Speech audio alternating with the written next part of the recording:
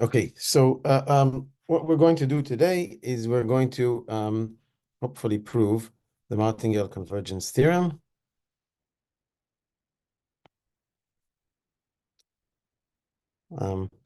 Which basically says that bounded martingales converge.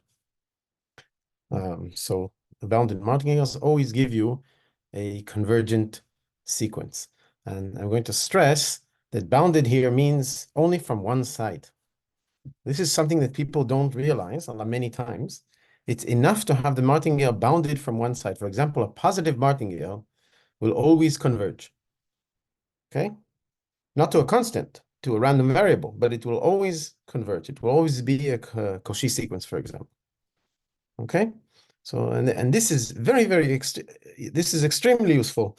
We'll see even for many theorems that you prove in other methods, that like if you know like the other ways of thinking about Poisson boundaries and bounded harmonic functions, and when we'll get to it, we'll see that a lot of the times the theorems that if you use different methods, they kind of inherently work for L infinity spaces or things like that. So you can only talk about bounded functions and bounded in the sense that they are bounded from both directions.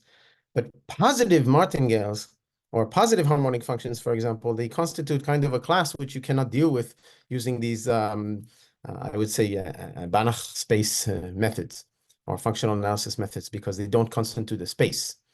And so if you have positive harmonic functions, the best way, I think, to deal with them is using martingale convergence. But I mean, of course, all the methods have their own merit, but it's much farther than that. So martingale convergence is more general, and in fact, we'll see that it's not a theorem about martingales, but rather about submartingales or supermartingales. I mean, it's the same thing if you multiply by -1. So let me remind you of some of the definitions we had. We had the submartingale. I'm being informal. Okay, submartingale. What is a submartingale? It's a process. Of course, it's real valued L1.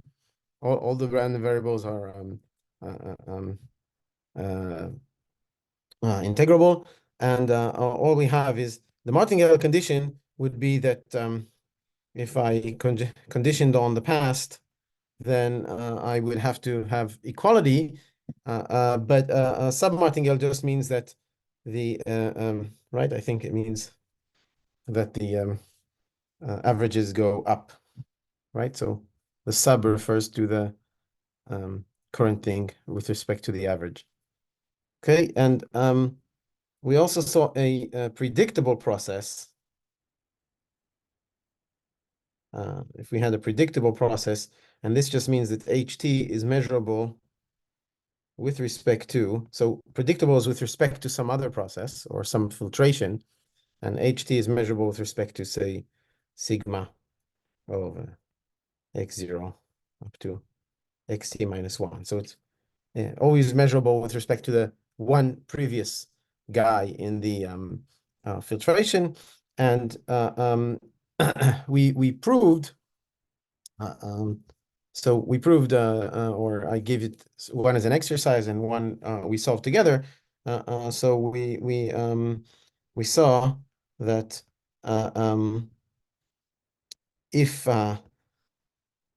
if MT is a sub-martingale, then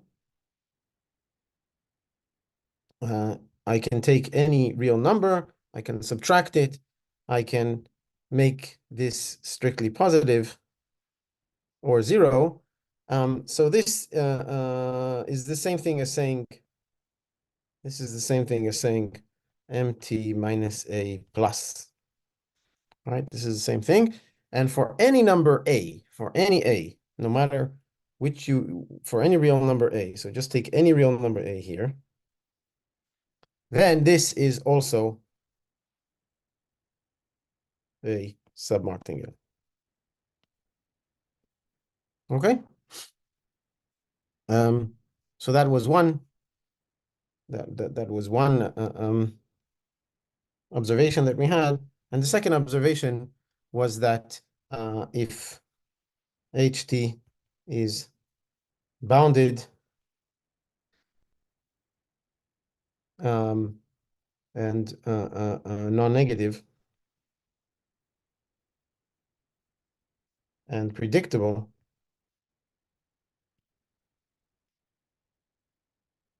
then, oh, and MT is a submartingale. So HT is going to be predictable with respect to MT. I should stress. When I mean bounded, I mean here uniformly bounded. So they're all bounded by the same number.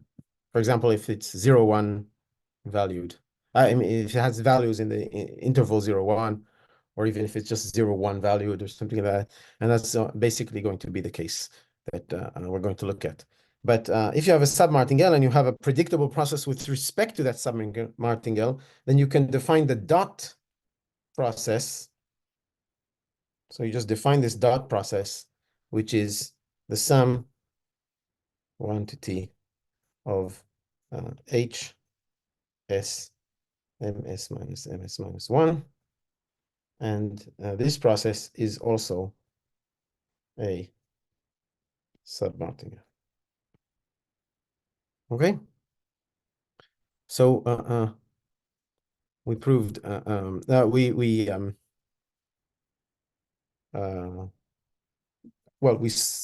gave one as an exercise and we solved the other one, so we know these things, and this is just a reminder. Okay, and we'll see how we use this. We'll see how we use this. This is going to come up in the proof of martingale convergence. So now I want to teach a method of showing how processes converge. This is a very useful method. I've just yesterday I happened to chance had a conversation with some PhD students where I am right now, and they were saying, yeah, upcrossing lemma is difficult, and this, and I said, well, it's one, it's not difficult, and two, it's a very useful method because if you understand it properly, then you can use it in many contexts. And I have a few alternative proofs to more complicated theorems that you can prove quite simply using the upcrossing lemma. So this is a very useful lemma to use if you want to prove convergence of sequences of random variables. Okay, so let me put in a very trivial observation. So this is called now upcrossing. Is that how I write upcrossing? I'm not sure. I hope I spelled it correctly. Let's see. Okay, I think so. So okay, so upcrossing lemma. And what are upcrossings? So first let's do some discussion. Suppose that we have some process xt.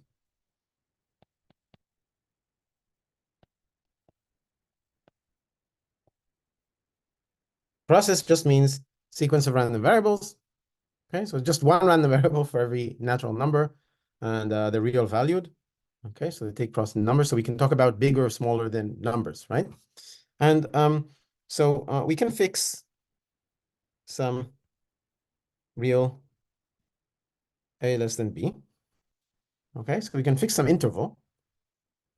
Okay, and we can ask, and we can count how many times does the process go from below A to above B. And denote this by U little a b, this interval, which is, but it depends on x. Depends on the process x. Right? So it's a random variable that you define, and it depends on the process x. Now, this could be infinite. So it's not an honest to goodness random variable. It's a kind of an extended random variable. Could count, you could, because you process could go above and from below A to above B infinitely many times. But we can approximate it by uh, uh, uh, finitely many guys. Let's put the AB on top. There's a reason I want to put it on top, okay? And sometimes I won't write the AB. When the AB are obvious, I'm just going to write U, okay? In the background, when I wanted to talk about different intervals, then I'll have to put them in to remember which one I'm talking about. So U is for upcrossing. So I'll give a strict definition in a second, but sometimes U can be infinite, right?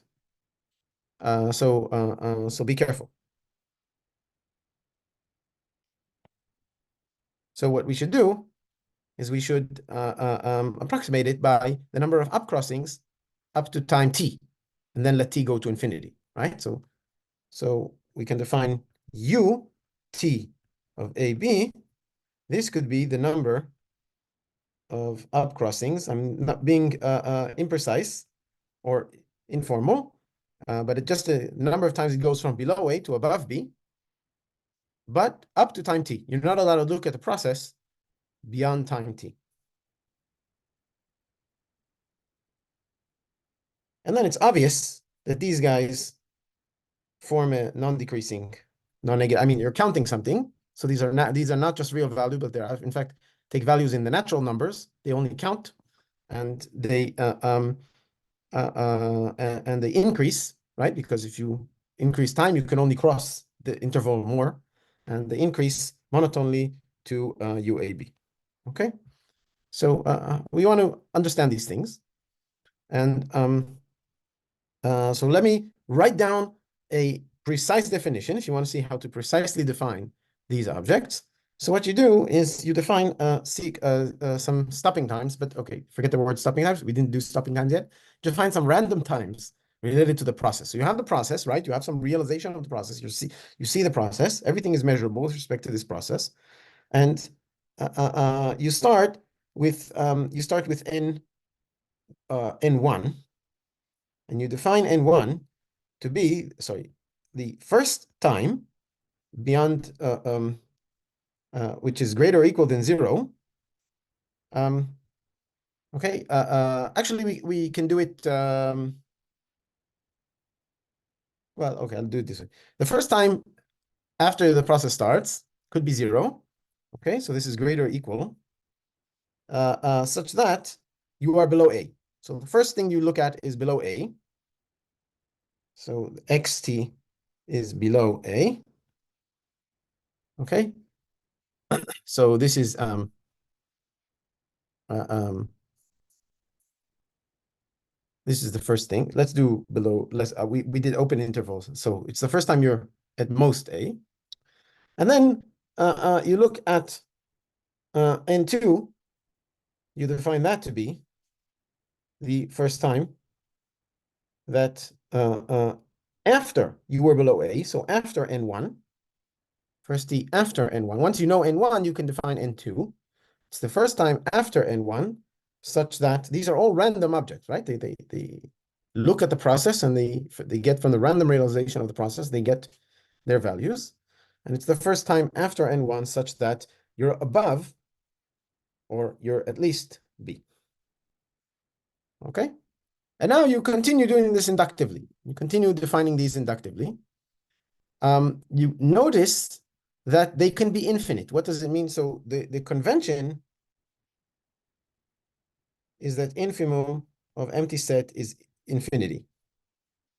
Okay, this could be so at some point these things could be infinite. Okay, um, and uh, um, and then you continue with the odd ones. So 2k plus 1 is always the first time you're below A, you're at most A after you did the even time. Okay, and 2k plus 2 is the first time after the previous odd time. So after you were below A, you stop when you're above or at least B. Okay, so these times,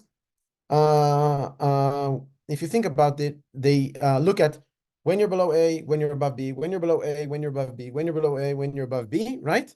So each time you have a finite n to k, each time you have a finite n with a even index, it means you've done one up crossing. You count one up crossing from below A to above B.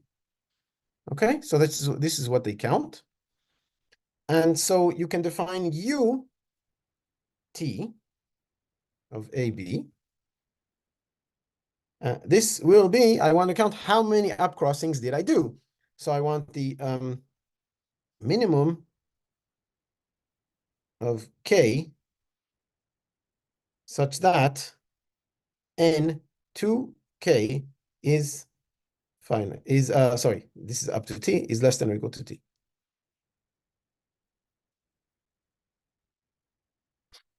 Okay?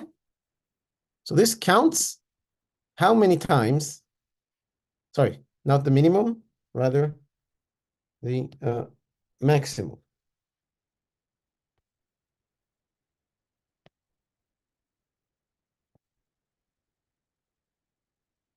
Oh, let's define n0 to be 0 just for a good measure.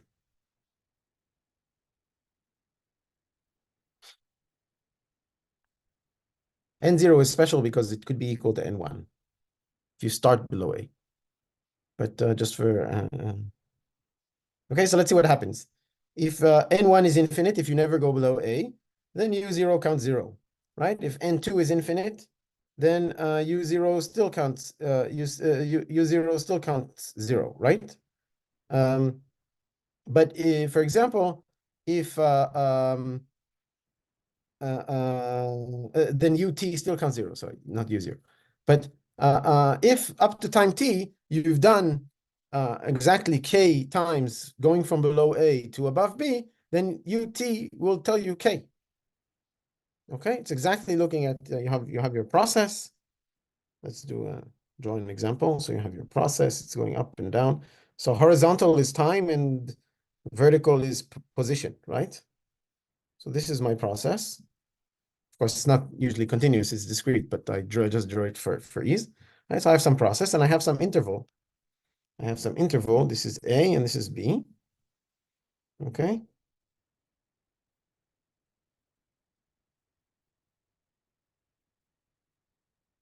So this is just really, this is just an exercise of writing precisely down what you mean when you write words. I mean, that's what we're doing now, because everything was in the words in terms of ideas. And now let's try to understand, where the different ends happen and what is u, right? So this is the interval. So everybody understands the picture. The blue line is x. I do it continuously, but you should think about discrete time. Every little thing is a time step, so I can find x. And I can count all the things appearing in the definition. So let's put this here. How do I move this? Oh, okay. So okay. So n0 is 0. So where is n0? N0 is here, right? So this is 0. So n0. Okay, that's time 0, right? And we start, and then what is n1 in this case? It's the first time above 0 that you're below A. So where is it? Oh, well, we've started below A. So this is also n1. Okay, now n2. N2 is the first time after n0, n1 that we're above B. So here is, let's think about the, I didn't draw this line properly. This is time 0. Let's think about the little dots on my page as discrete time. So that's time 0. And we have to go all the way to the first time. I follow the process. Well, let's use the magic of, yeah, okay. So I follow the process. You see, oh, I went above B for the first time. So I stop at the next time step, which is, I guess, a discrete time step, which is already here. See, I went up and back, but I'm still counting because that's the next time. So this is N2. So N2 is here. Okay.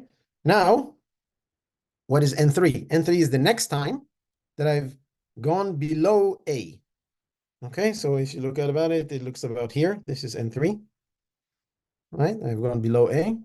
And then N4 is the next time that I'm above B. Okay, I didn't draw it. I mean, well, okay, I didn't draw it properly. But if you really want to be discrete, so you have to chop off all these excursions in between the time steps. But let's assume that, let's correct this. Let's assume that it went like that, okay? So just to make it, so this would be N4, okay? N4 would be here. And then basically the next one would be N5 because we're below A, and then we go above, and I guess this would be N6. I think you get the picture, right? So you just keep counting each time you're below A, above, below A. Now, there are important connections between the odds and the evens. So N1 and N2 are connected, and 3 and N4 are connected, and 5 and 6 are connected, in the sense that that's the upcrossing. That's what you count. And I fix some t, so I can fix t equals, let's say t equals 5. Is 5 enough? Okay, t equals 8. So let's see, this is, so I have 0, and then I have 1, 2, 3, 4, 5, 6, 7, 8. So this is t equals 8. Okay, so t equals 8. If I take t equals 8, then I can count how many upcrossings I had.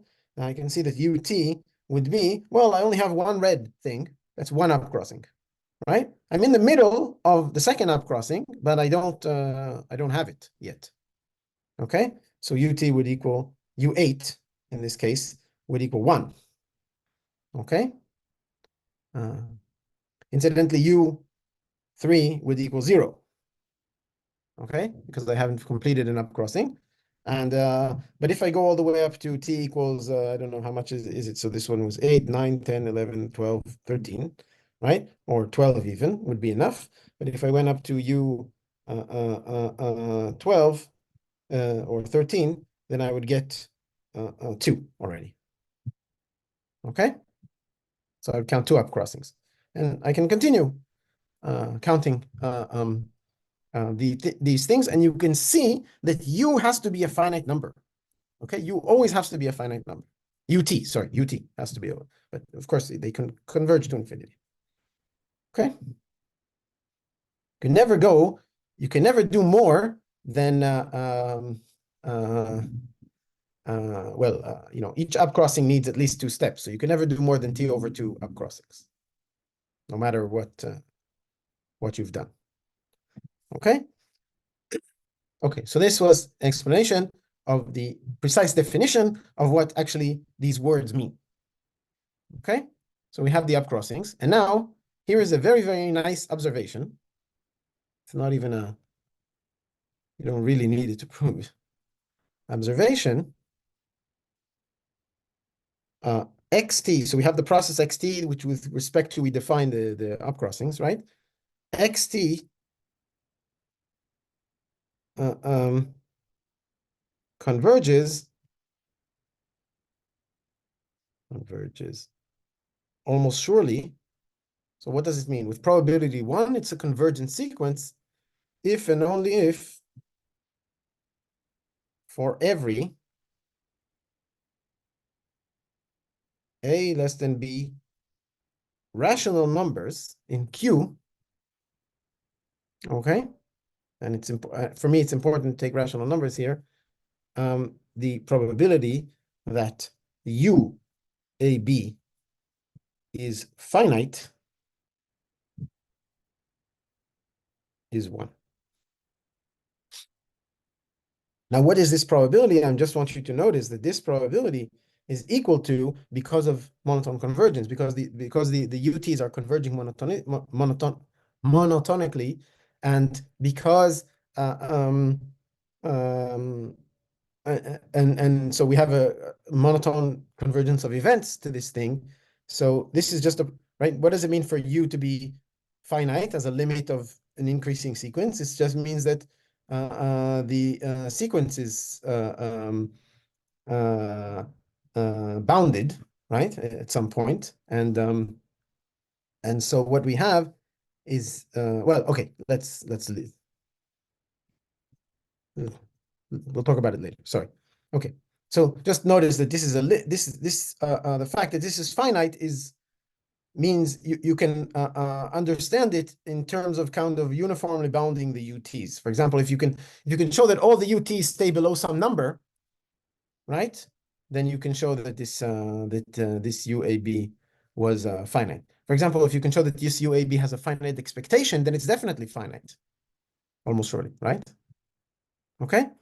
So let me explain why this is true. Well, one direction is obvious. So if xt converges, then how many times can you cross an interval? No matter, you don't need even rationals, right? How many times can you cross an interval? Well, either you converge to above the interval, meaning you only cross it finitely many times, right? Because at some point you're going to be close to your limit, closer than the interval is, right? So you fix some AB. Either you're converging above B, or you're converging below A. You're converging to something between A and B, right? But in any case, you cannot keep crossing from above and below the interval. Okay? So the convergence implies that you can only have finitely many upcrossings. Not boundedly many, but finitely many, right? It could be a random process, xt. It could be a random process that gives you, values for the number of upcrossings as large as you want, right? So it could be that the random variable u is not bounded, but it is always finite if xt is converging. The other direction, I'll show you the proof. The other direction is, what is the probability that the lim inf for two real numbers a and b, what is the probability the lim inf of xt is below a and that the lim sup is above b? Do it like this.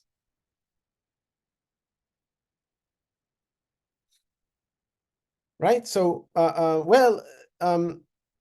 if the lim inf is below a, so let's look at this event. If the lim inf is below a and the lim sup is above b, this means you have to go from below a to above b infinitely many times. You cannot do it otherwise, right? This event is contained in the event. This event is contained in the event that the total number of upcrossings is infinite.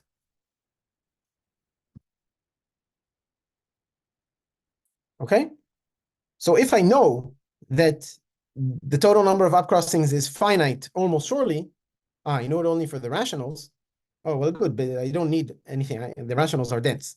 So the probability that the lim inf, I'm proving the direction. If you know that all the upcrossings are finite almost surely, then you have convergence. But the lim inf is less than the lim sup, right? Which is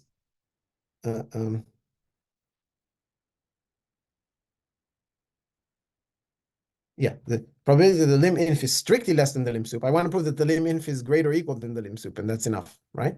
So the probability the lim inf is strictly less than the lim sup is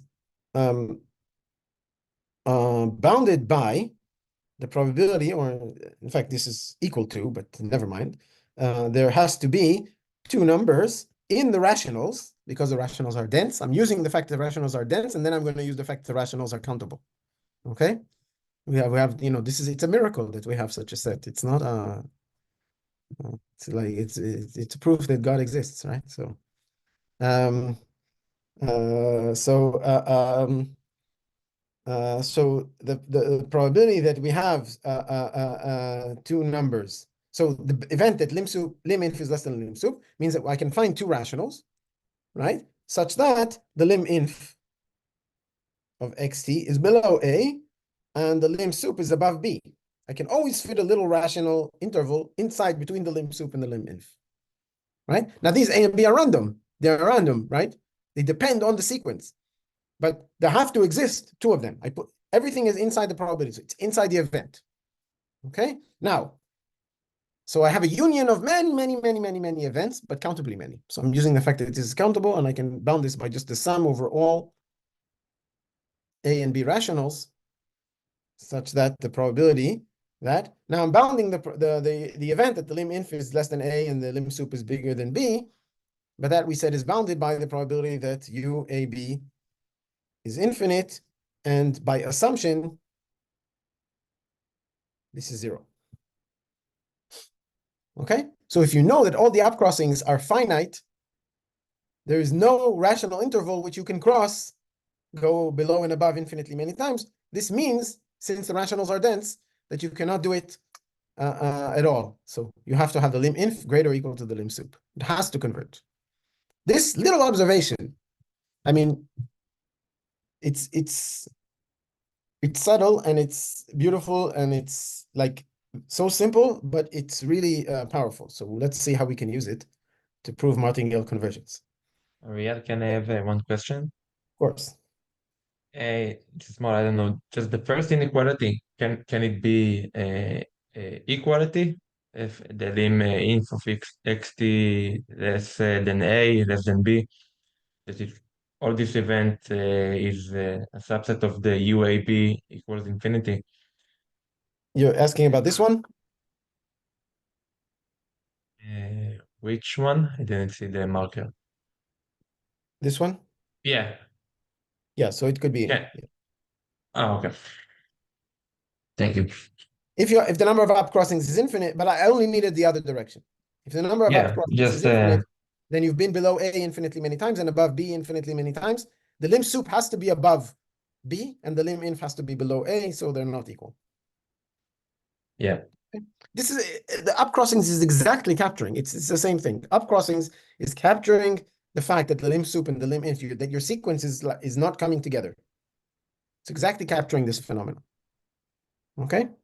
You could Okay, rephrase thank all of you. this, like in Cauchy sequence statements or things like that. But I find this presentation is kind of better. Okay, it says I'm translating, I'm reducing studying a certain sequence and a random sequence, which is difficult because you have to start talking about random times and you have to do complicated issues, to studying a specific counting random variable, which makes it kind of simpler. It's living in a simpler world, right? Which is U. And in fact, not just U, but UT. You fix a time and you count. And all you have to do is somehow deal with those. That's what we want. And that's what we'll do with the martingale convergence. Okay, so I'm reducing kind of looking at the random sequence to looking at this random variable U, and sometimes, and like in martingales, we'll see you just do expectation and it's very easy. Okay. Yeah, and when you say assumption, I the was assumption proving is in that it, yeah. So I was in this direction this here. I was proving the direction that if this happens, this is an if and only if. So I was proving if this happens, yeah. then the sequence converges. The other direction is easier. Oh, If the sequence converges, then definitely you cannot have infinitely many up crossings. yeah. So now the goal is to prove the first the So now the I want right to side. prove that all the up crossings are finite almost surely for a martingale. Okay. Okay, thank you. Oh, but we'll see the exact theorem. Okay. Okay. Uh, um, yes.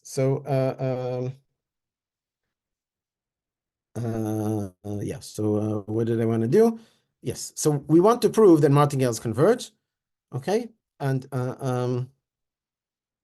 so it's enough to prove for martingales converging that they don't have up crossings. Okay. So let's do the up crossing lemma first.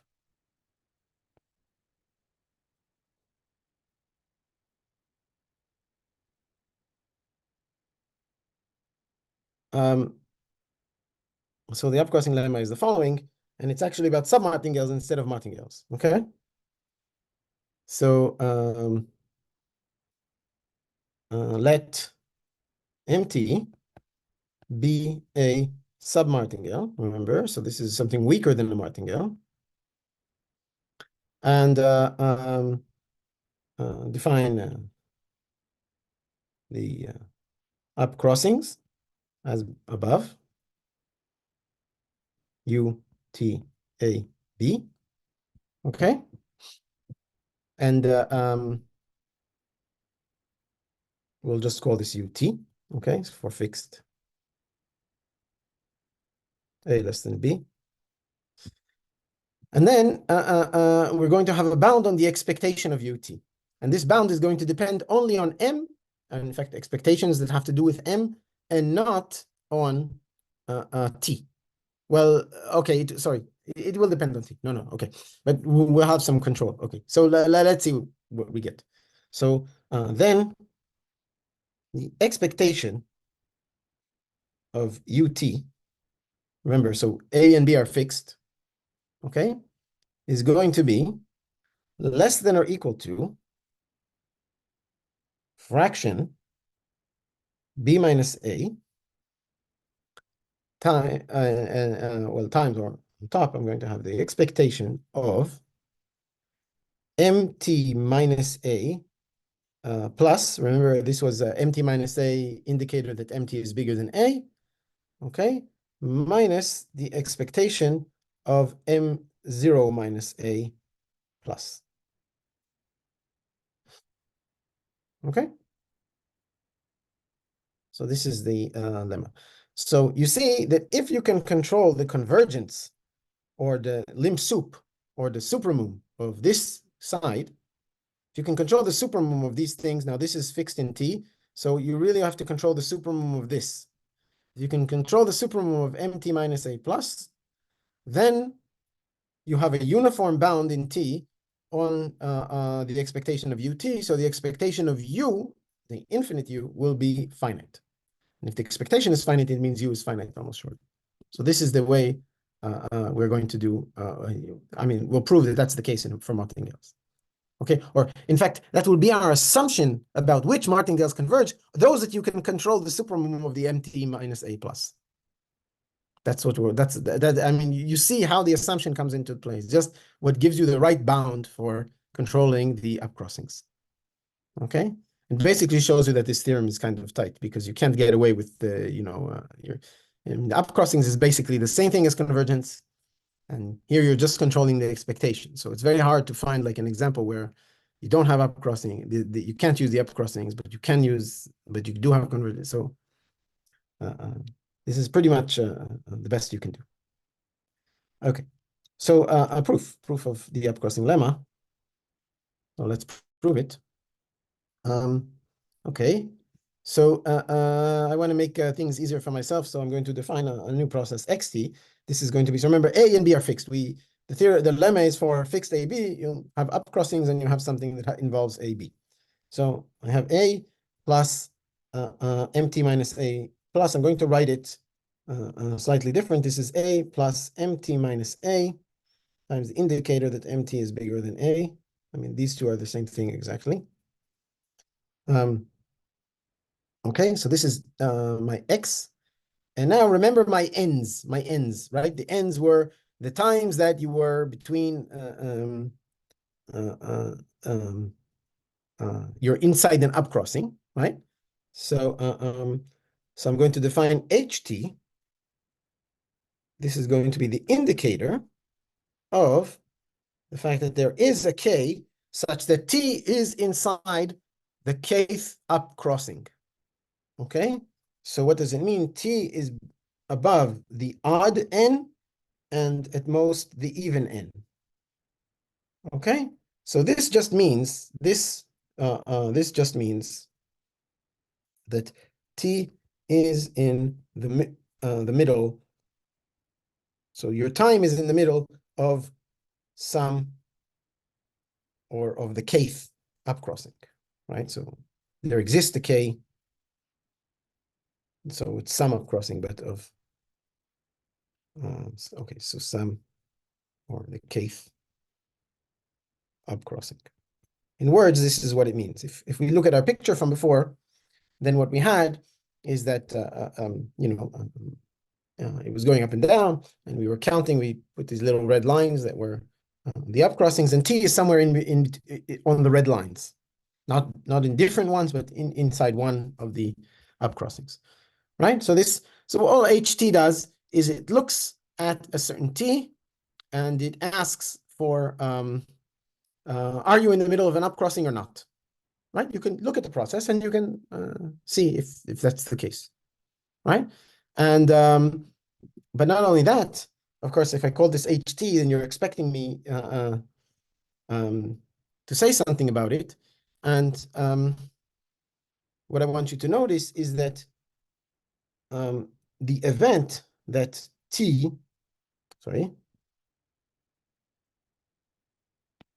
event that T is bigger than N2K minus 1 and less than or equal to N2K.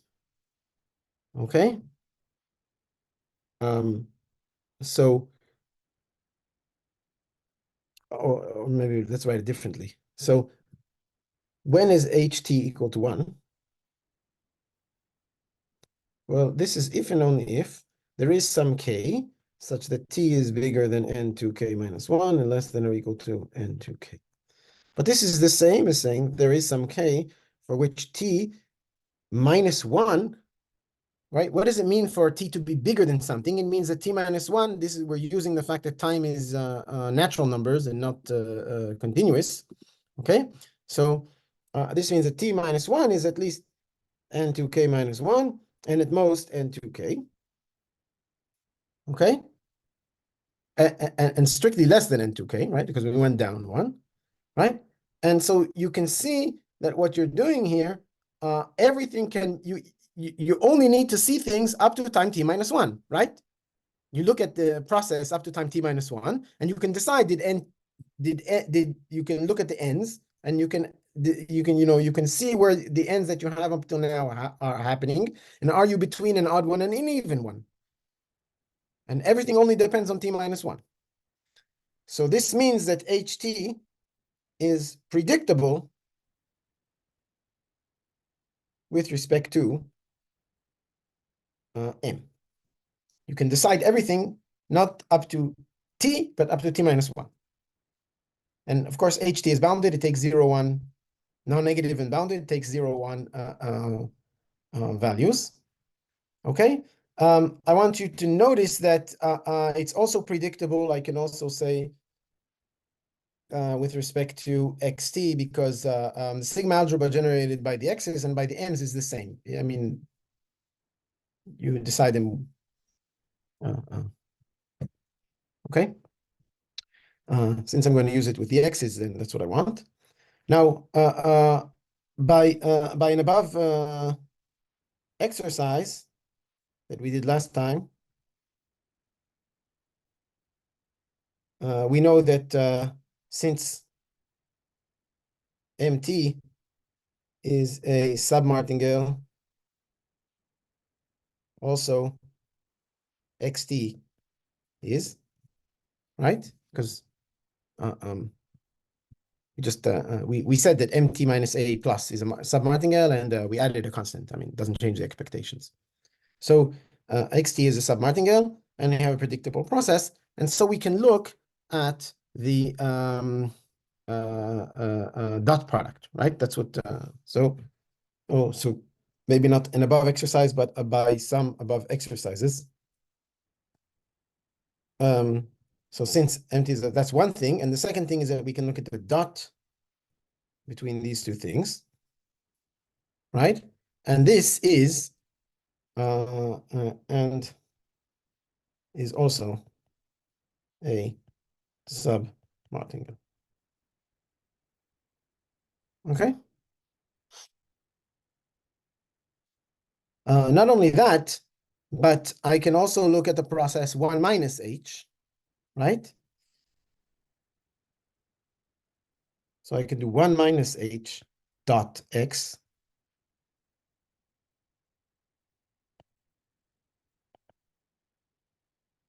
And this is also a submartingale. Why? Because 1 minus h is also non-negative, unbounded, right? So I have two processes. One is h and one is 1 minus h. 1 minus h, incidentally, is just the indicator of the complement of the event, but it's because h is an indicator. So it's not a problem. But I can look at these two things. And now some magic happens, and we get everything for free. But let's just notice that the expectation of 1 minus h dot x t, this process at time t, well, it's a sub-martingale, right? So this is greater or equal than the expectation at time 0.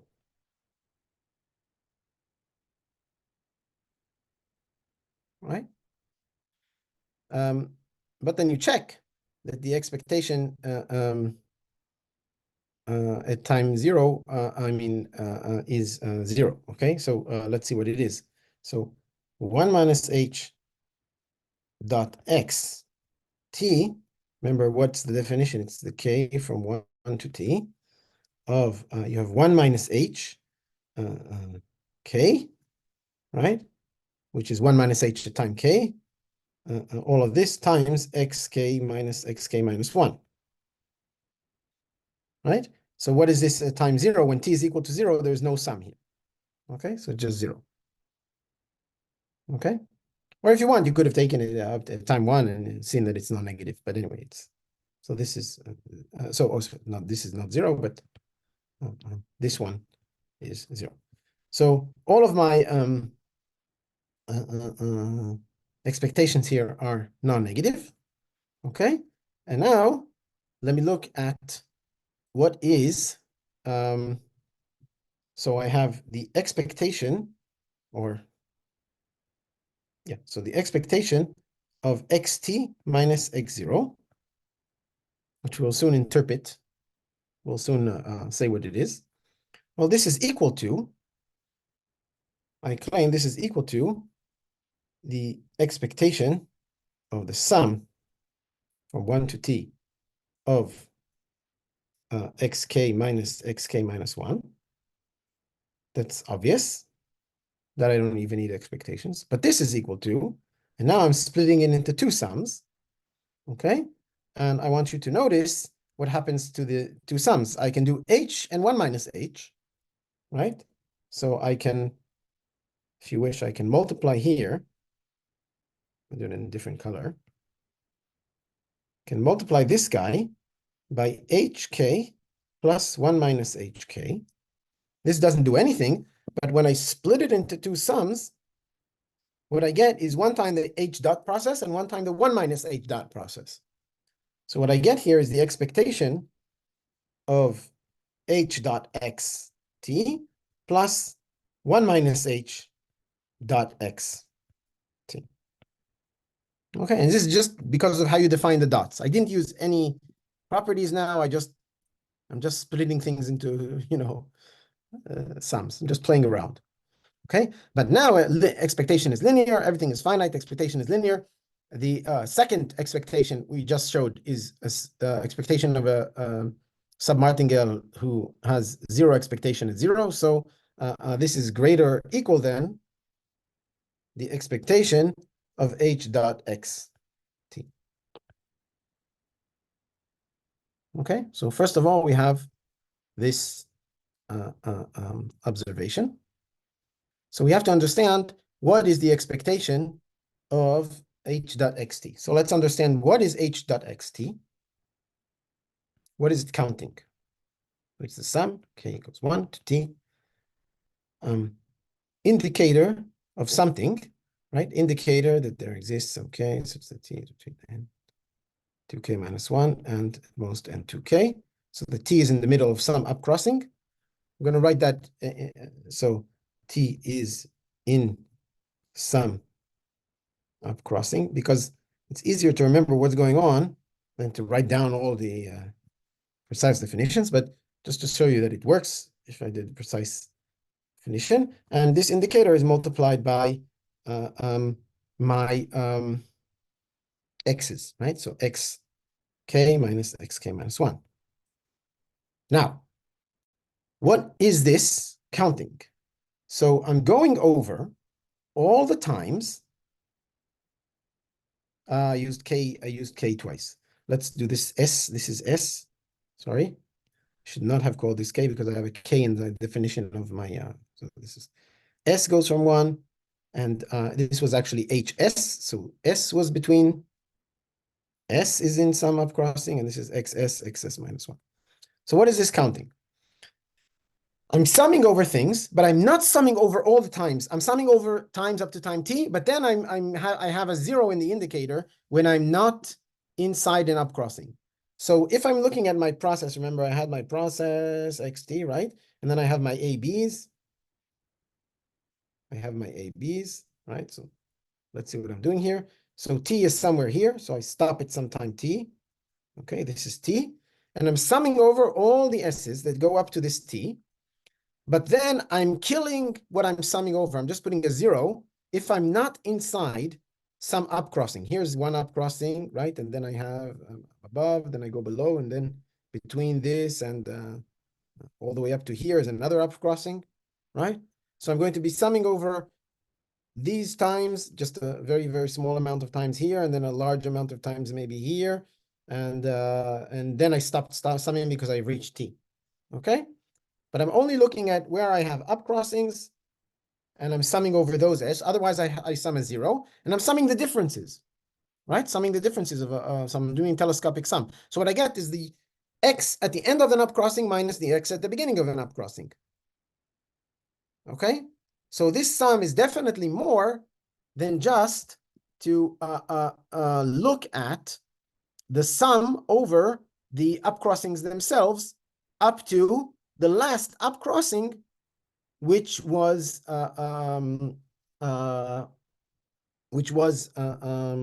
before t, right? I mean, I can rephrase this.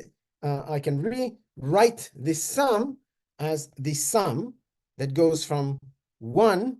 I can go over the upcrossing. So now k is the number of upcrossings, right? So k goes from 1 to what? To ut, to the last upcrossing, right? Ut is the last upcrossing before time that was completed before time t. Okay, and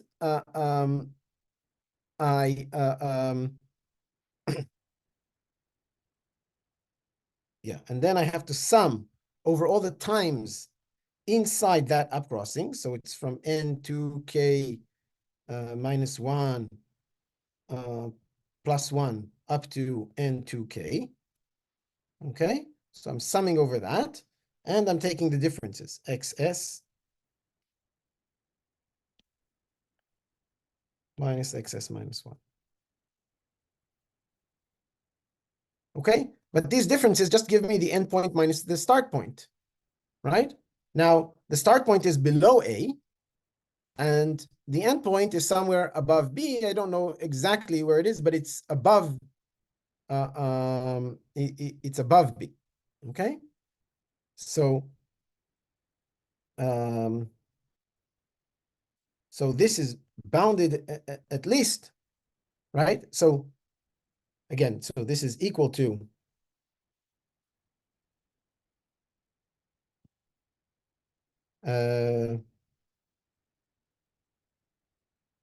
yeah, what did I want to say here? Sorry. Yeah, so this is equal to sum k goes from 1 to ut. I get the endpoint. This is x at which time at n2k minus x at the start time minus 1, which is n2k plus 1 minus 1 is n2k minus 1, right? So it's an x at an even upcrossing time minus x at an odd upcrossing time. Now, what is that? That is at least, right, at n2k, I'm above B. I'm above B. Okay, we have to remember what x is.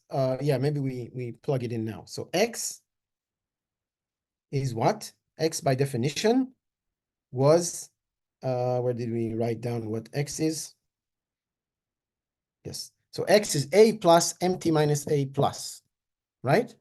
So it's, so the a's cancel between the difference in the x's, and we have mt minus a, sorry, not mt, but the process m at time n2k minus a plus minus the process m at time n2k minus 1 minus a plus, there's a plus a in each one, which cancels one with the other. Okay, everybody okay up to here? I'm just interpreting these sums. It's easier to think about it. Again, I'm going over the upcrossings, counting over the upcrossings, right? So, but I'm doing a telescopic sum, so it's just the process at the end of the upcrossing minus the process at the beginning of the upcrossing for each of the upcrossings up to time t. And that's what I'm doing. And now I realize that inside an upcrossing, these pluses don't matter anymore because I'm always greater or equal than a, right? So during the upcrossing, I'm always greater than equal to a. And before an upcrossing, right? So at this time when I'm below a, this is 0.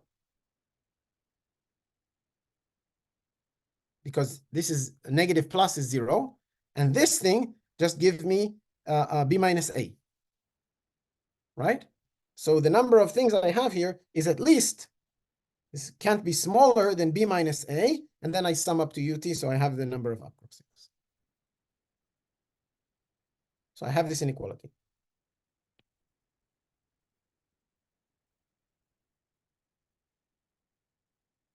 Okay.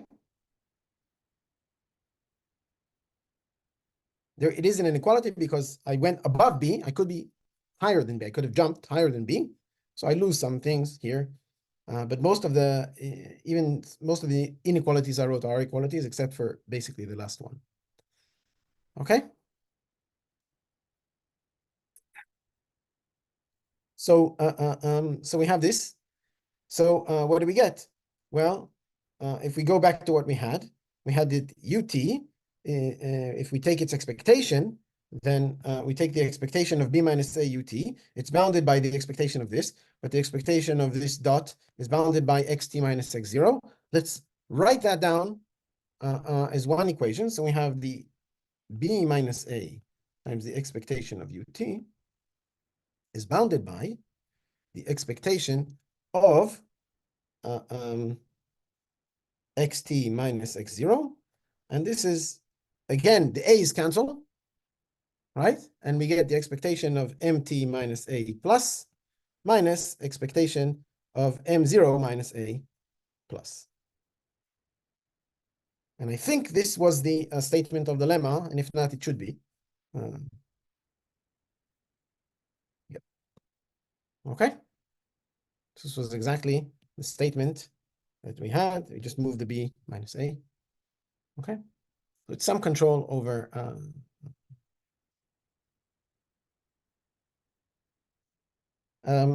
yeah, so all you need to understand is that basically when you have a submartingale, there is a way to bound the expectations of the number of upcrossings using the original submartingale. Okay, and we'll take a 10-minute break, and then we'll show how to use this lemma to prove martingale convergence, and what the condition of the martingale convergence theorem should be. Okay, so yeah, so let's do until 10 until 20 11:20. Okay. Okay, so I want to prove the martingale convergence theorem. So I'm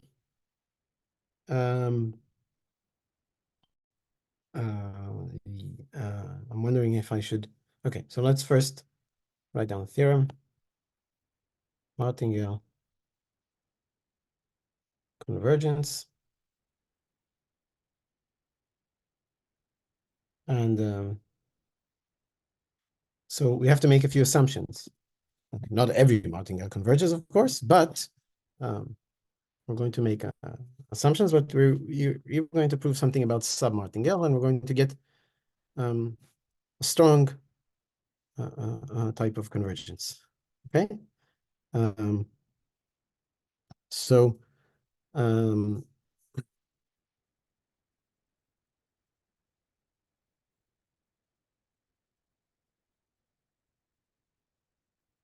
so yeah, okay. So let MT be a submartingale.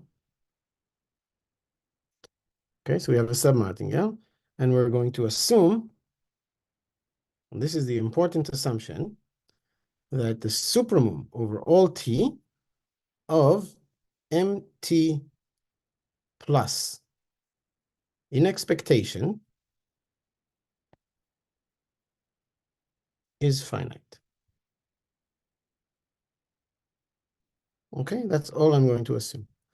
So it's not that they all have finite expectation, but their expectations are uniformly bounded, okay, by some number, but only of the positive parts of the submartingale. So the submartingale, you should think about it this way. Submartingale, the averages are going up, right? The averages are becoming bigger, but the expectation of the positive part is bounded. It's stuck below something.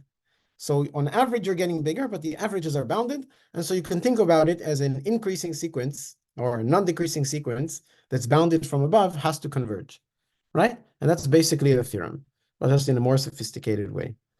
So this is how you should remember. Averages go up, but they're bounded by something, so they cannot, they have to converge. Okay? So then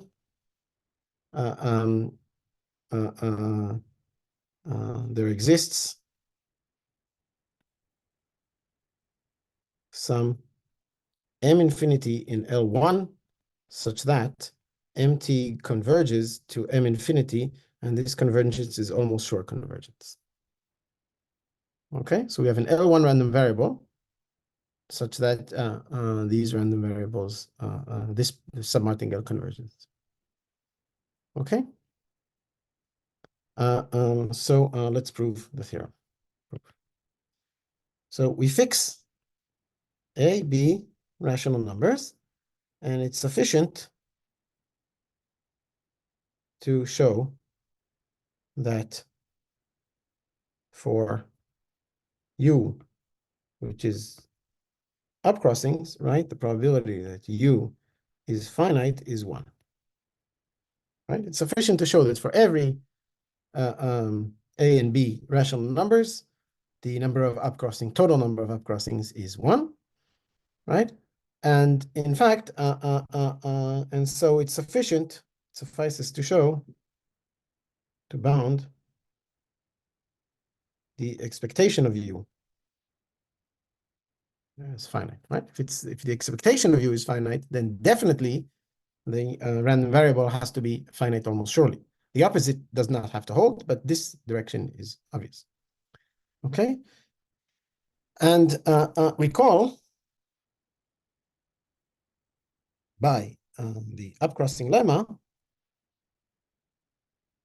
that we have that the expectation of ut was bounded by the expectation of mt minus a plus minus the expectation of mt of m0 minus a plus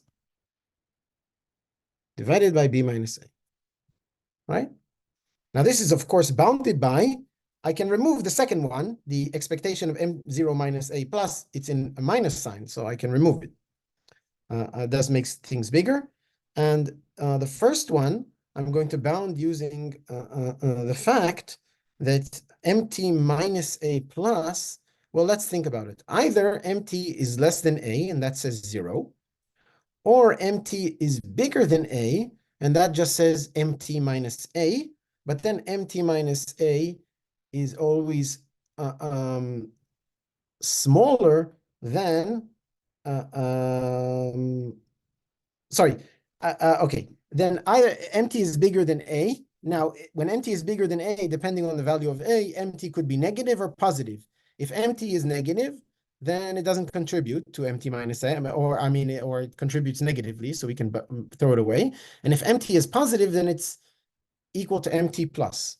So this, if you check, this random variable is always less than or equal to, it's not just the expectations which I can bound, but the actual random variables is always less than or equal to mt plus the absolute value of a. You know, if a is negative and in a minus sign, it becomes positive, then I get that, and b minus a. So the equality here, this inequality is not inequality in expectations, but actual pointwise inequality, just inequality between numbers. Okay? And we assumed that the positive part of MT are uniformly bounded. So this is uniformly bounded by the supermum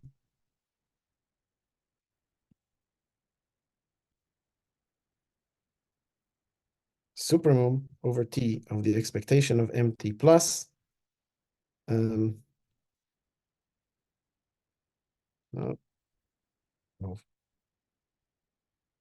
plus A divided by B minus A, and this is just some finite number. Okay, so I have a uniform bound on the expectation of the UTs. On the other hand, these UTs, they converge because of monotone convergence to the expectation of U. Okay? Why is it a finite number again?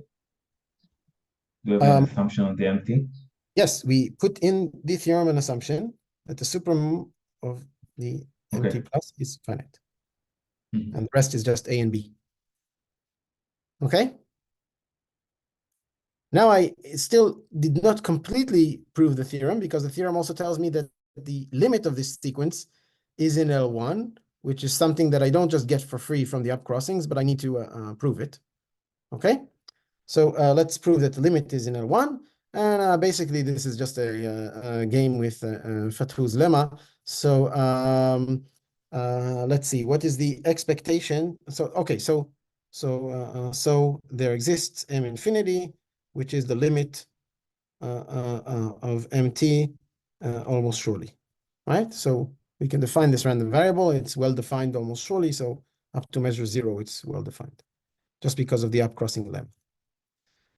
Okay, now this M infinity, we want to understand what it is. So let's do M infinity plus. So the expectation of M infinity plus, well, by Fatou, this is less than or equal to the lim inf, this Fatou,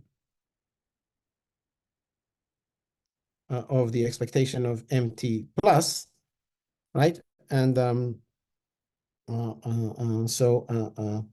these were uniformly bounded. So this is always finite. And the expectation of M infinity minus, right, which is the other one, again, so let's understand what this is. So this is, okay, let's be a bit more careful. So the expectation of, so M infinity minus is minus M infinity, indicator that M infinity is negative, right? This is what it is. And M infinity is the limit of MT, right? So we can write it this way. So this is the expectation of, what did I want to do?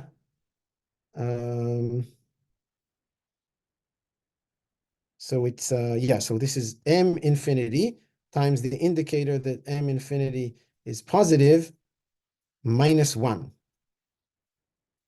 Right? This is the same thing. Yeah, I mean, 0, it's not, 0 is not important. So we can do it this way. So I could have done inequality.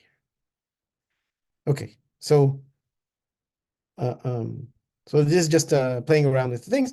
And now I'm going to notice that by Fatou's lemma again, this is a limit of something.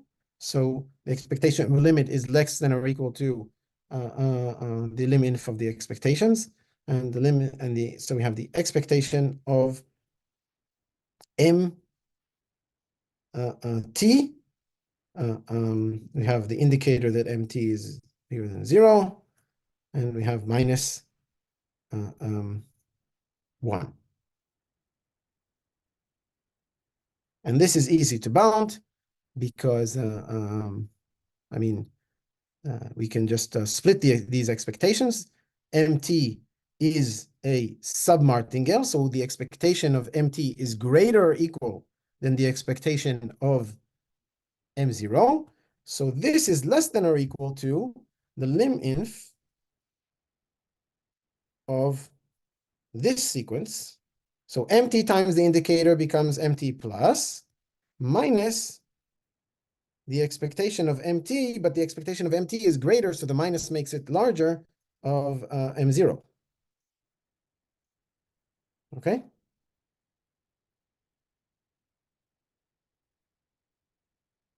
And now again, the lim-inf of the MTs is bounded, but is uniformly bounded, so these are bounded, and M0 is just some number, I don't know what it is, the expectation of M0, so it doesn't depend on T, so this is finite. Okay, so this proves that M infinity is in L1. Okay, everybody with me about this? So we have martingale convergence. You see, it's just upcrossing. Okay. So let's see a few consequences of martingale convergence. First of all,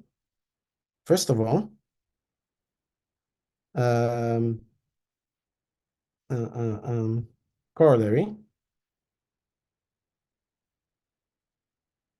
If MT is a super martingale, which means that the expectations go down, and so the expectations go down, and MT is greater or equal to 0 almost surely for every T, right? So if it's a non-negative super martingale, then MT converges to some M infinity almost surely. Let me leave this as an exercise. I mean, it's the same thing, right? Instead of bounding from above, you bound from below, but you have the expectations going down. Okay? So exercise. And all you have to do is understand that super martingale, when you multiply by -1, is a submartingale, and vice versa. So you can use,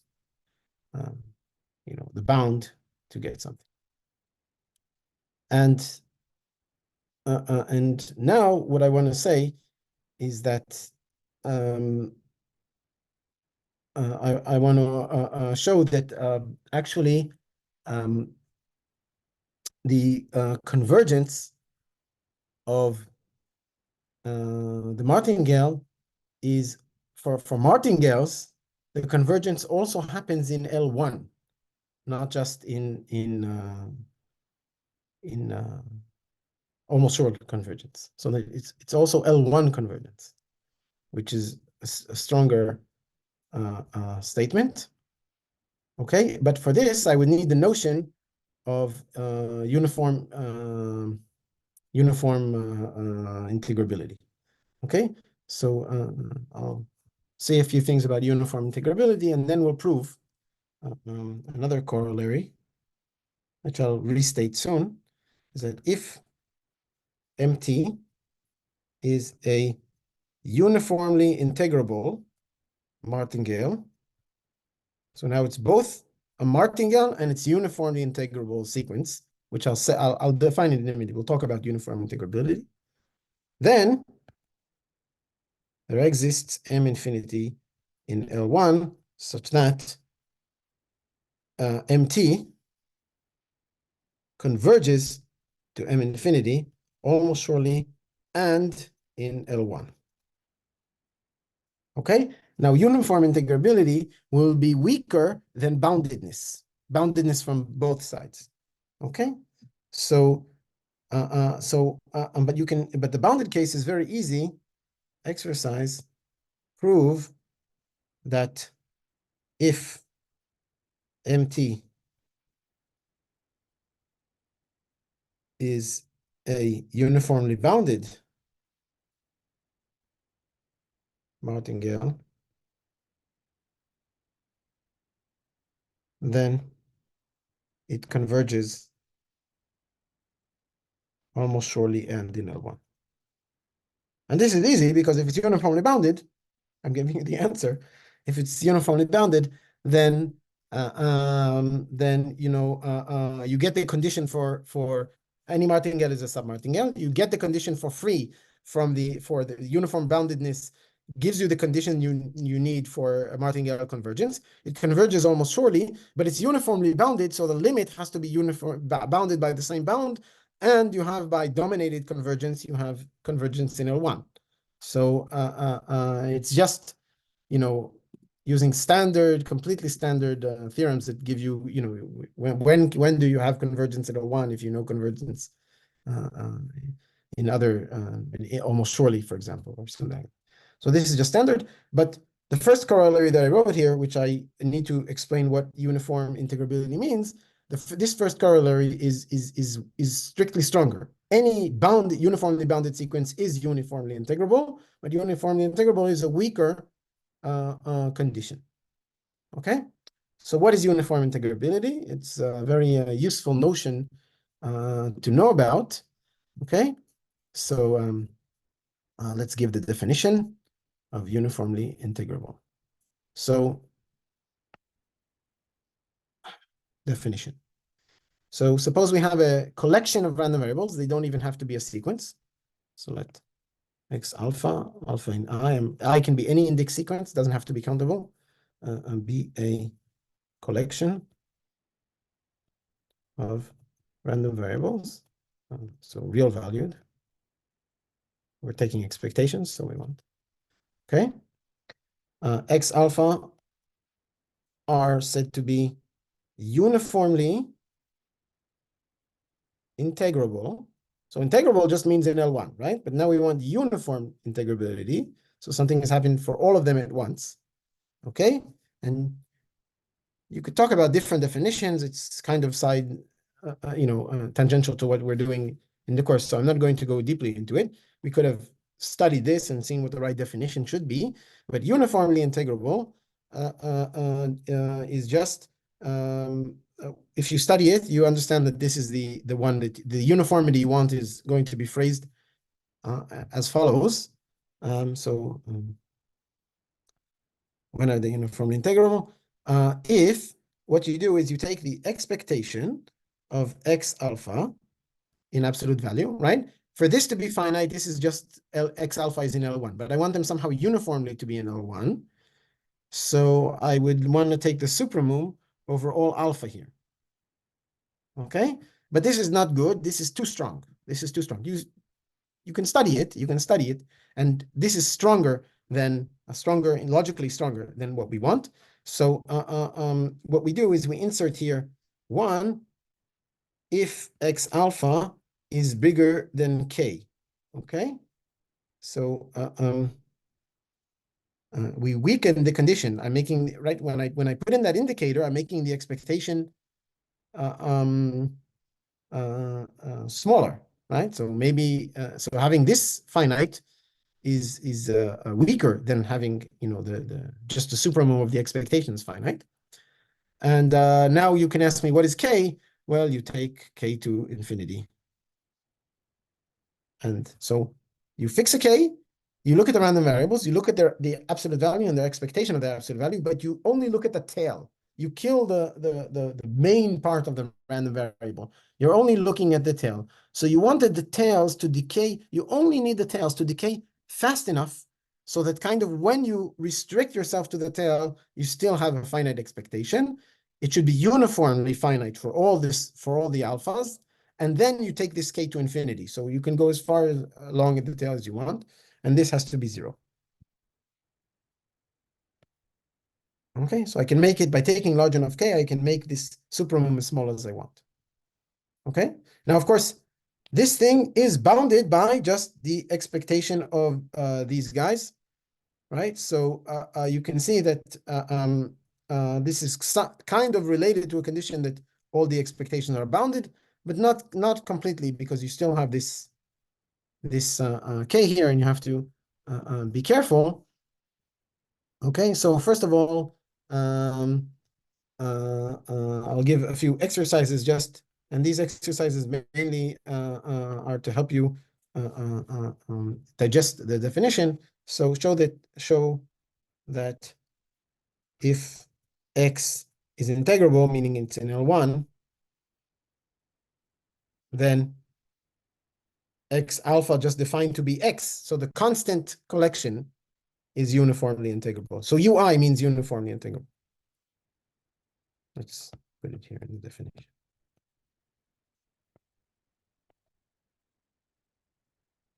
Okay, So that's one exercise, easy exercise. I mean, basically definition. If show that if x alpha are uniformly integrable, then the supremum over all alpha of the expectation of x alpha is finite. Okay, so you can uniformly bound all of their expectations. This is also not difficult. I mean, basically, so I only asked finite. I didn't ask for zero or something like that, or converging to zero. Or, I mean, it's a uncountable collection a priori, so we don't know anything about convergence. Another exercise is kind of the other direction. Show that if there exists some epsilon such that not the expectations are finite, but slightly more than the expectations are uniformly bounded.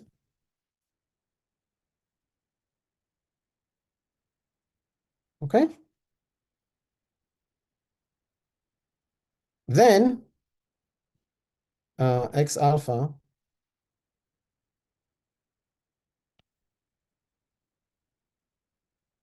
are uniformly integrable. So if you have 1 plus epsilon moment uniformly bounded, then you get, for example, if you have sometimes in many cases you have like a uniform bound on the second moment or things like that. In fact, this also has to do with the central limit theorem. These conditions of uniform integrability come up and things like that. I mean, when I teach central limit theorem, I teach it with uniformly bounded variance and or you know all variances are equal and something like that. But uniform integrability is the more precise condition for versions. If you want to do broader versions of what's it called? Central limit theorem. Okay. So here's a nice exercise. Show that if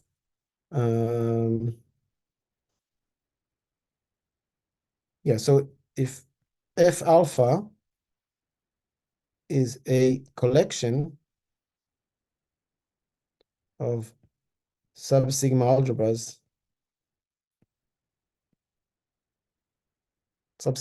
of F, of you know, the F sitting in the background. I never write this omega FP, but there is one sitting in the background. And if X is some L1, then you can look at the collection of X alpha, which are the expectation of F conditioned on the F alphas.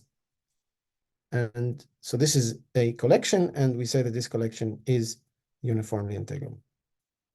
Okay, so you can prove that this is uniformly integrable. Okay, so all of these, just go to the definition and find somehow, you fix the K, you find somehow to find a way to uniformly make this as small as you like when K is big. Okay? Or you fix an epsilon, then you find a K such that beyond that K, all of these things are just small. That's what uniform integrability is about.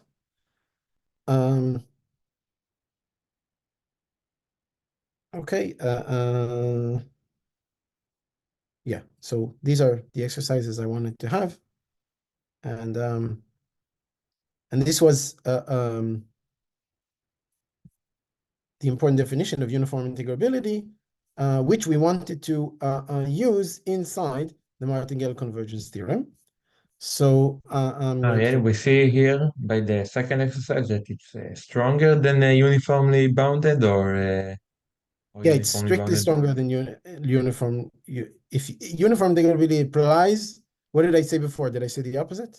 I might have gotten confused. I don't know, when you start to write the definition and said we can assume we can have this as an assumption, but the then you take Yeah, but the it's not good enough. That's what I'm saying. It's not good enough for the okay. applications. So weak and strong, it depends, multiplied by Yeah, minus. yeah. It's just Okay, thank you. an arbitrary choice. But when you do the research, you realize that you want uniform integrability and not just for some applications, just a uniform bound on the expectations is good. But you actually, when you want some other things, you want uniform integrability. So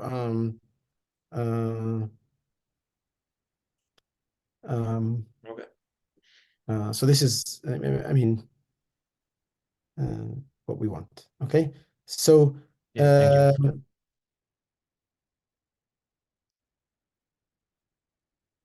okay, so now we can do another exercise together. So exercise. So exercise. If MT is a uniformly integrable martingale,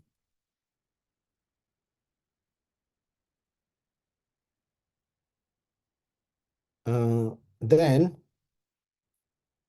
MT converges to some M infinity almost surely and in L1. And if it converges almost surely and in L1, then the limit has to be in L1, right? I mean, otherwise it wouldn't converge in L1. Okay, so let's do the solution together and see how it works. Okay, so so first of all, and I will need this for what's called the optional stopping theorem. So I mean, we'll see that here uniform integrability is a strong assumption. We don't need such a strong assumption for the convergence, but we do need it for the L1 convergence, I think. So let's see what happens. So any suggestions? First of all, why, where does M infinity come from? I mean, how can I get this limit? I have a martingale, right? I need some assumption on the martingale, right? So MT is the martingale, and thus also a submartingale, right?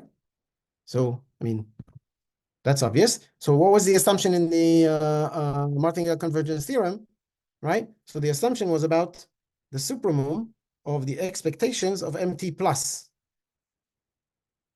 right? But this is, of course, bounded by the supremum of the expectations of MT in absolute value. And this we know is finite because of uniform integrability, right? Okay. So we can apply the martingale convergence theorem. We have a martingale. We know that its expectations have some uniform bounds, so we can control the upcrossings, and we get the convergence. So MT converges to M infinity, which lives in L1, and the convergence here is almost sure. Now we need to show that if we have this situation for uniformly integrable martingale, right, then it actually converges in L1 and not just almost surely. Any suggestions on how to prove this? Why should it converge in L1 and not, I mean, so what do you want to show? So we require now, we want to bound this.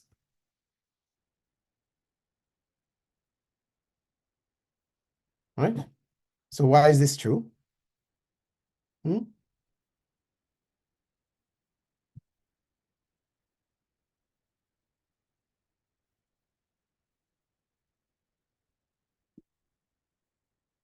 Nothing?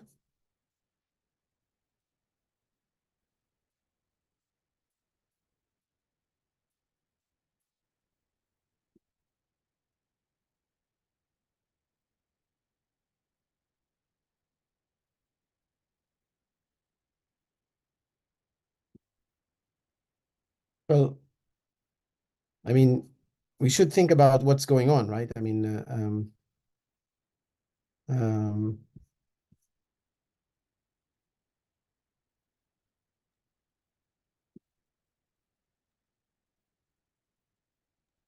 Maybe you can use Maybe boundary use convergence. what? Maybe you can use bounded convergence. Dominated convergence? Yeah, Dominated so how would we convergence. use dominated convergence? I mean, it's not so clear how to do it, right?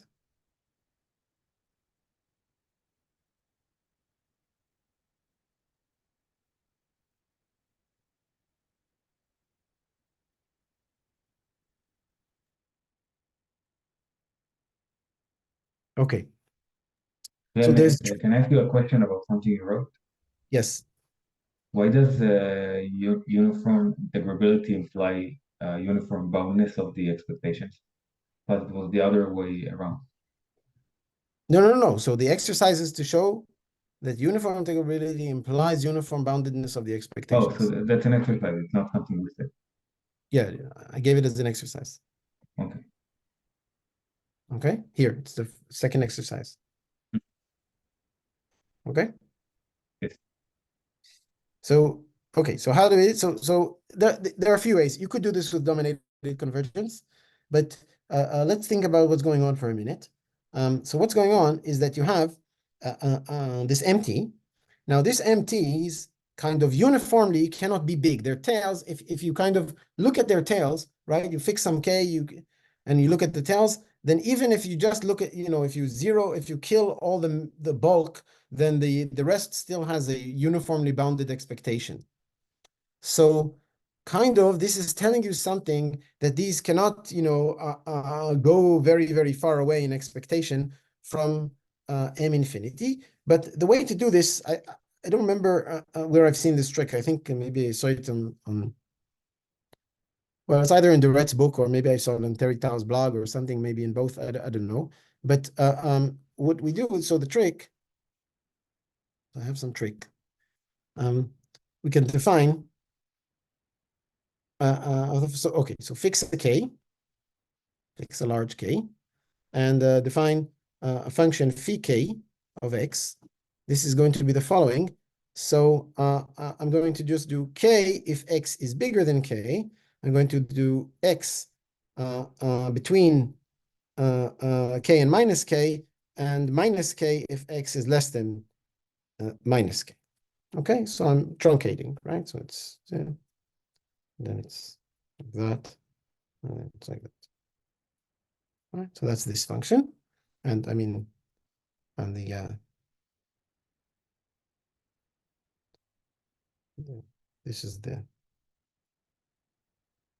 okay. So I truncate everything at some k, and then I'll send k to infinity, right? Now we have to be careful with the limits. There's going to be k going to infinity. There's going to be the sequence mt going to infinity. So we have to make sure we do things properly. So now we're okay. So first of all, what we should notice is that if I look at phi k of x minus x, right? Well, this is 0 if x is between k and minus k, and it's never bigger than just I mean, the distance to your original value, right, is never bigger than your distance to 0 because I put you in the same side. It's actually, we can make even a better bound, but I can bound it like this. So just absolute value of x, and it's 0 if x is not between k and minus k. It's in fact what you would get here is kind of the right. You should also gain a k in this distance, because when x is beyond plus k, for example, then you've gone to k, and so you get x minus k instead of but this is just a bound, okay? And also this function is continuous, of course. I mean, you just see it from the picture. So since mt goes to m infinity almost surely, then if I apply this function to mt, this converges almost surely to m infinity, right? To phi k of m infinity. Right? Because a continuous function, so nothing to it. Okay, and finally, we should also notice that this function, the whole reason for this truncation is that this thing is uniformly bounded. by k. Could never get anything bigger than k. Okay? That's the whole reason for this truncation. We want to stop thinking of big numbers so that we can control everything. That's the trick. Okay? So now I have almost sure convergence of a sequence of random variables. Okay? And this sequence of random variables is uniformly bounded. Okay? Everything here is uniformly bounded. So almost sure convergence implies L1 convergence. And so this, not x, but m, minus this in expectation converges to 0 by dominated convergence. Okay? Because they're bounded random variables, uniformly bounded. So now we still have to show that the original random variables converge, right? So we still have to bound this, right? So you'll see how uniform integrability comes in. You really need the uniform integrability for this. Basically, what we're proving is that if you have a sequence that converges almost surely and it's uniformly integrable, then it also converges in L1. Okay? That's what we're proving. So, okay, so this is equal to what? Well, it's less than or equal to, okay, it's equal to, you can do mt minus phi k mt plus phi k mt minus phi k m infinity plus phi k m infinity minus m infinity. Right?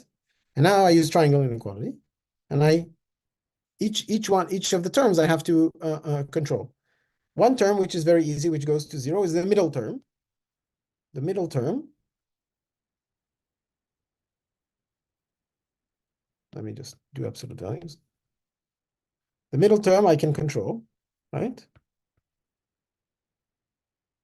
I have 2 minutes left. We're almost done. So the middle term I can control. And this we already showed goes to 0 by dominated convergence, right? So this is good. Okay. Then I have the first term,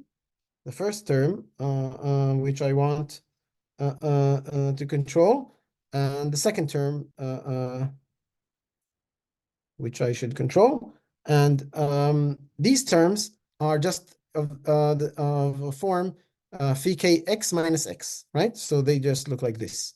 So I can bound them by bounding with this. And now you can even see where the uniform integrability is coming in.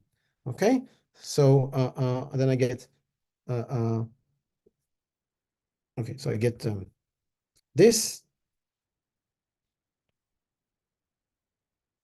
plus this.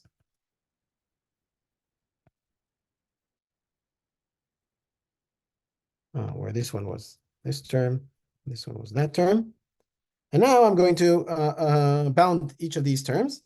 So the first term is something going to 0. Okay, I'll write it. We have no control over how fast it goes to 0, but it goes to 0. Right, this converges to 0. Second term is bounded by, so it's bounded by, inside it's x, which is mt, indicator mt bigger than k. And you should recognize this from the uniform integrability condition, right? So you see where it came in. And the final term is bounded in a similar fashion, but now there's no t, so it's just m infinity, right? And times the indicator that m infinity is bigger than k, okay? And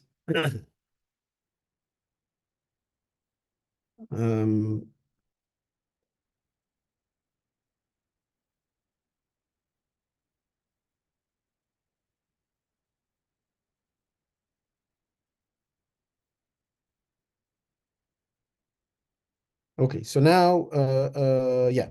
So now we need to understand these things. So first of all, I could have added a supremum over T here, right? I could have put a supremum over T, just makes it bigger. And when I put a supremum over T, you see that this also converges to 0 because of uniform integrability. That's exactly the condition. Converges to 0 what? When k goes to infinity. This is when k goes to infinity. And this is when, and this one is when t is going to infinity. So you have to be careful. Okay? So you bound it by the supremum over t. The only term left with a t in it is this term. You send t to infinity. This term disappears. You're left with the supremum over t here. And you're left with this term. Those only depend now on k. Then when you send k to infinity, this term goes to 0 because of uniform integrability. And the final thing, you have to show that this thing goes to 0 when k goes to infinity. But that's easy, that this goes to 0 when k goes to infinity, because we know that m infinity is integrable, right? So all of these random variables are dominated by the integrable random variable absolute value of m infinity, and they converge to 0 almost surely, right? So by dominated convergence, also the expectations go to 0. Okay? Everybody understand? So I'm going to repeat again. You first take supremum over t here. Then these two terms do not depend on t anymore. You only have one term depending on t. But when you send t to infinity, then this term goes to 0. And so you get that the lim sup of this thing with respect to t is bounded by the sum of these two terms. And for any k, there's k on the right side and there's no k on the left side. And then if you take k to infinity, uniform integrability ensures that the sum of these two terms go to 0. The second one goes to 0 anyway, just because m infinity is L1. But the first term goes to 0 because of uniform integrability. And so you get that the lim sup of this thing with respect to t is 0. And so that gives you... okay, so that's a truncation trick that you use a lot of times if you have problems. And that's how uniform integrability shows up. Uniform integrability usually shows up because you need to truncate things when they're big enough. If you think about it, in the central limit theorem, you kind of, how do you prove the central limit theorem, right? You kind of Taylor expand. So you have a sum of random variables, and then you kind of do a Taylor expansion. So you want to say that you can switch them to Gaussians one by one somehow. And also there you get, okay, expectation 0, fine. Variance 1, things cancel out. And then you have the third term inside the Taylor expansion. It involves a third moment. But you don't know a third moment because the central limit theorem is true even if you only have finite second moment, not anything beyond that. But if you have a uniform integrability condition about the second moment, some analog of uniform integrability, then you can understand how you can go a little bit beyond the second moment, right? By kind of taking a big k and then sending k to infinity and taking a supremum and then sending k to infinity. This helps you, these truncations help you kind of go a little bit beyond what you have. Okay, so it's a bit stronger than just bounding the supremum of the expectations. Okay, but it turns out to be enough.